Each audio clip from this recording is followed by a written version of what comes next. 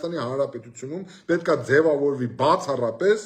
Հայաստանի Հանրապետության շահերով առաջնորդվող իշխանություն, այն բոլոր քաղաքական ուժերը, այն բոլոր քաղաքական անհատները, որոնք սպասարկում են Ռուսաստանի շահերը, բացառապես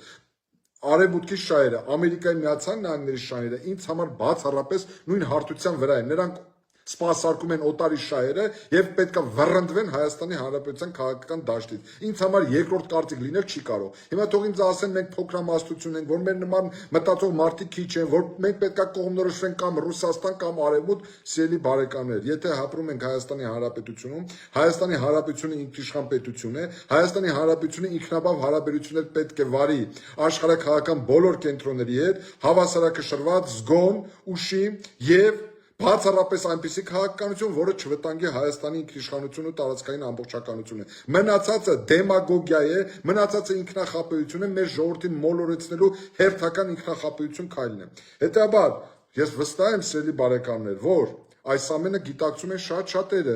այս մարդիկ մեր հասարակության մեծ մասը հասկանում է, որ տարածաշրջանում ուժերի նոր բալանս է ստեղծվել եւ Հայաստանը պարտավոր է վարել հավասարակշռված եւ զգուշավոր քաղաքականություն, թույլ չտալու համար որևէ աշխարհաքաղաքական կենտրոնի գերակայություն։ Մենք տեսել ենք դրա դառը հետևանքները։ Հետաբար մեր խնդիրն է ապահովել բառից բուն իմաստով զգուշավոր եւ հավասարակշռված